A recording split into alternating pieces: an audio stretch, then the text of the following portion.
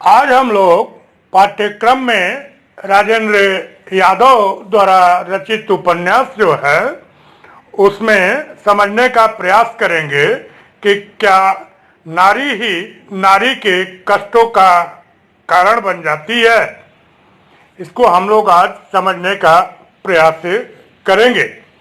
राजेंद्र यादव के सारा आकाश उपन्यास के नारी पात्रों को देखने से इस बात का स्पष्ट पता चल जाता है कि नारी ही नारी के कष्टों का कारण बन जाती है।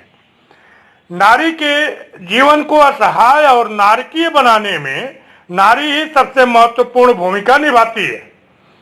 उपन्यास की नायिका प्रभा के जीवन को यातनामय बनाने में समर की भाभी और उसकी अम्मा की भूमिका को भुलाया नहीं जा सकता।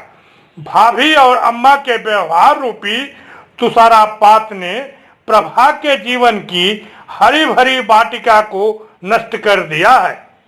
इनके कर्तव्य के राहु ने प्रभा के सुख शशि को ग्रस्त कर लेने में कोई कसर नहीं छोड़ी है।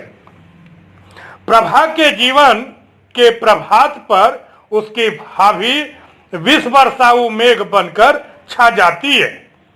समर की भाभी समर के जीवन को नष्ट करती जाती है और आश्चर्य यह है कि समर उसे समझ नहीं पाता।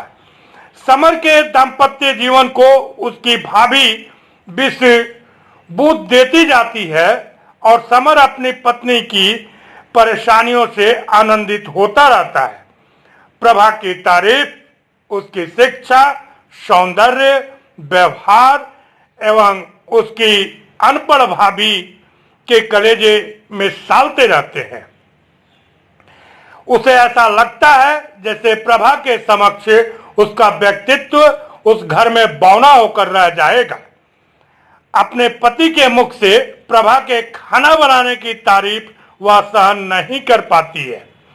समर की माँ और मुन्नी के मुख से बराबर प्रभा के विषय में वह सुनकर कि ऐसी बहू घर में आज तक नहीं आई थी, छोटी बहू बड़ी बहू से अधिक सुंदर है, यह सुनकर बड़ी बहू बेचैन हो उठती है। प्रभा के जीवन को नारकीय बनाने की भावना उसके मन में घर कर जाती है। जहां सभी लोग प्रभा के सौंदर्य की तारीफ करते हैं, वहीं वह समर से कहती है कि उसके चेहरे पर चेचक के दाग हैं। जब प्रभा पहले दिन खाना बनाने लगती है तब उसकी भाभी छिपकर नमक छोड़ देती है। ऐसा करने में उसका उद्देश्य यही था कि प्रभा अपने पति और घर की निगाहों में गिर जाए। उसकी योजना सफल होती है। समर खाना नहीं खा पाता, परिवार में पूरा बवाल मच जाता है। बहू खाना बनाना नहीं जानती, अब यह सब भी सिखाना पड़ेगा। भाभी ने ताना कसा। दिखाते वक्त किसी को क्या पता था कि खाना किसने बनाकर खिलाया है। बड़ी चली थी रिश्तवाज पहनकर खाना बनाने। बोलो, घड़ी का तुम चूल्हे में करोगी क्या? फैशन ही कर लो या काम ही कर लो। अरे पहली बार तो ठीक से बनाकर खिला देती, अब चाहे अमृत ही बनाती रहो। यह बात तो अब आने से रही। भाभी का प्रत्येक शब्द व्यंग से पूर्ण है तथा विष से बुझे हुए बाण की तरह घातक प्रहार करने वाला है। समर पर अपनी मीठी छुरी से वार करने में भाभी बहुत ही पटु है। प्रभा के विरुद्ध समर को उत्तेजित करते रहना उसकी दिनचर्या बन गई है। भाभी समर और प्रभा के जीवन में दरार पैदा करने से चूकती नहीं। जब उसे पता चलता है कि प्रभा दूसरी बार आने वाली है तो बेचैन हो जाती है। उसके आने की सूचना समर को इस प्रकार देती है। तुम्हारा ब्याह क्या हुआ लाला जी? बड़े निराश और अपने मन के स्वर में गहरी सांस लेकर भाभी अनमनस्क स्वर में बोली। क्या क्या अरमान थे, पर सब पर पानी फिर गया। लेन देन की तो खैर कोई बात नहीं, एक आध साल में आई गई बात हो जाती है, लेकिन वह महारानी जी तो जिंदगी भर के लिए बच गई। अपने पति पर हावी रहने वाली भाभी प्रभा को दबाकर रखने का उपदेश देती हैं। वह समर से कहती हैं, आ तो रही हैं लेकिन दबा के रखना लाला जी, कहे देती हूं कसम से पछताओगे। अपनी चिकनी चुपड़ी बातों में प्रभा के पति को बहलाने में भाभी बहुत कुशल है। भाभी का प्रत्येक शब्द प्रभा के जीवन में दुख की सृष्टि करने के उद्देश्य से ही निकलता है। उसकी वाणी सुनने में चाहे जितनी मीठी क्यों न हो, उसका अंतरंग सूल की तरह चुभनपूर्ण है। भाभी ने बड़े बूढ़ों के ढंग से कहा, हमारे बस की बात हो तो हमारे लिए क्या, तुमसे ज्यादा कोई दूसरा हो जाएगा। जिसमें तुम्हें सुख न मिले हम वह काम करते ही क्यों। अब कम से कम मुन्नी बीबी के हाथ यह काम तो संभल जाएगा, और तो कुछ उम्मीद महारानी से है नहीं। यह ठीक से कर दें तो प्रसाद बांटूंगी। प्रभा यद्यपि अपने पिता के घर अपने घर की शिकायत मुंह खोलकर नहीं करती है, लेकिन प्रभा की ससुराल वालों को यह शंका निरंतर बनी रहती है कि प्रभा ने वहां जाकर घर के व्यवहार के विषय में नमक मिर्च लगाकर अवश्य बताया होगा। दहेज कम लाने का ताना भी पुरुष पात्रों की अपेक्षा नारी पात्रों के मुख से ही अधिक सुनाई पड़ता है।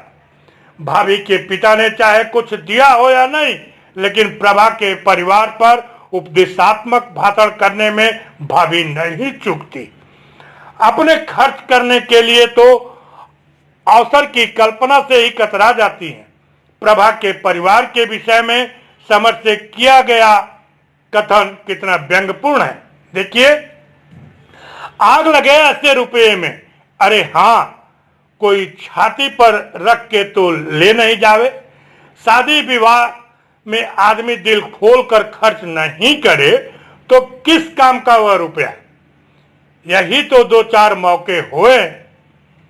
प्रभा जैसी कुशल गृहिणी से भी अगर कोई जाने अनजाने भूल हो जाती है तो समर की माँ और उसकी भाभी उसकी एक भूल पर भी तरस नहीं खाती।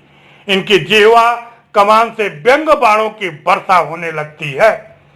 प्रभा को अपमानित करने में कोई कसर उठा नहीं रखी जाती। छोटी छोटी बात पर उसके परिवार और पिता तक का उदाहरण देकर उसे कष्ट देने का कार्य किया जाता है। प्रभा के जीवन के बसंत को पतझड़ में परिवर्तित करने का कार्य उपन्यास के नारी पात्रों ने ही किया है। प्रभा अपने पति द्वारा उपेक्षित होती है और घर की बड़ी बहू और उसकी सास खुश होती रहती हैं। उसे सताने में उन्हें अपार आनंद मिलता है। फैला दिया दूध, चलो अच्छा हुआ। उसकी गांठ से क्या जाता है, उसका तो बाप पूरी भैंस बंधवा गया है ना, सो रोज कभी दूध फैल रहा है, कभी उफान आ रहा है। अंधी हो गई है, फूहड़ चाले सब घर हाले। थूथन ऊपर उठाकर काम करेगी, मस्ता रही है। आग लगे ऐसी पढ़ाई में, इतना ही नहीं उसके पवित्र चरित्र पर कलंक उछालना, ताना देना आदि तो उसकी सास और जेठानी की आदत हो गई है। पढ़ी लिखी प्रभा जब घर के घुटनशील वातावरण से ऊबकर कभी मकान की छत पर चली जाती है, तब उसे कलंकिनी तथा चरित्र भ्रष्ट कहा जाता है और उसके पतिव्रत धर्म को कलंकित करने में उसकी सास कुछ भी उठा नहीं रखती। उनकी बातों में जितना कठोर व्यंग है, उसे सुनकर प्रभा की तरह किसी भी कुलीन नारी का तिलमिला जाना स्वाभाविक है। लेकिन प्रभा उनकी बातों का भी घुट पी जाती है, अपनी वेदना प्रकट नहीं होने देती। समर की माँ जब कभी उसे छत पर देखती है, तब प्रभा के चरित्र पर कीचड़ उछालना अपना अधिकार मान लेती है। उनका कथन प्रमाण स्वरूप देखा जा सकता है। देखिए, सबसे बचकर अकेली अगर छत पर न बैठी रहे तो पड़ोसियों से नैना कैसे लड़े। बड़ी बहू तो अपनी सास और देवर समर को बातों बात में प्रभा के विरुद्ध भड़काती रहती है। जब प्रभा की सास क्रोध में आकर उसे कुछ कहती है तो घर की बड़ी बहू आग में घी डालने का कार्य करती है।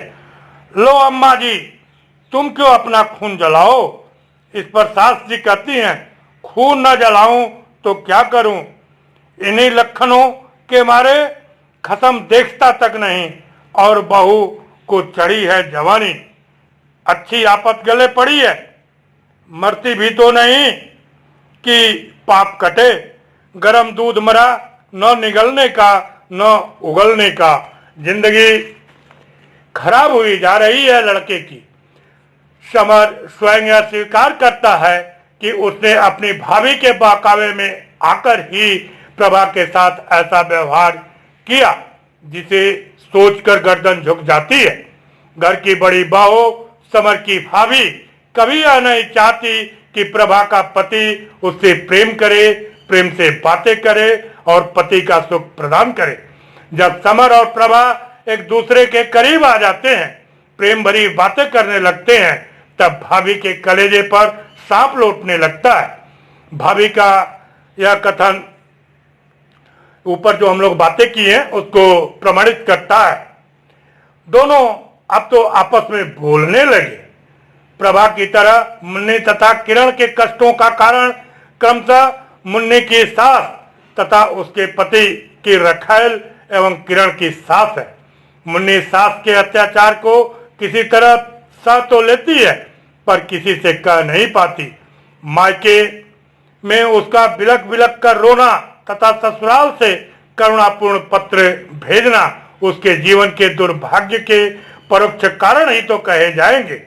उसे पति की रखैल ब्राह्मणी की बांदी बनकर बिना खाए पिए सेवा कार्य में तल्लीन रहना पड़ता है। कितने कहे अनकहे अत्याचार झेलने पड़ते हैं। दिवाकर की पत्नी किरण अपनी सास से कष्ट पाकर दुखानुभूति में छटपटाती रहती है। यहाँ तक कि सास बहू में बोलने बतियाने का सिलसिला भी टूट जाता है। प्रभा और किरण तो नारी जनित घृणा उपेक्षा से मुक्त होने के लिए सक्रिय रहती हैं, पर मुन्नी मर जाती है या मार दी जाती है। इस प्रकार हम कह सकते हैं कि सारा आकाश उपन्यास में नारी ही नारी के कष्टों का कारण बनकर अपने ही वर्ग की दुर्बल नारियों का जीवन पीड़ित, संत्रस्त तथा नारकीय बनाने से बाजे नहीं आती। आज हम लोगों ने राजेंद्र यादव द्वारा रचित सारा उपन्यास में जो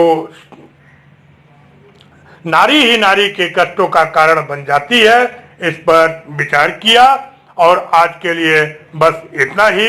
आप लोगों को बहुत बहुत धन्यवाद।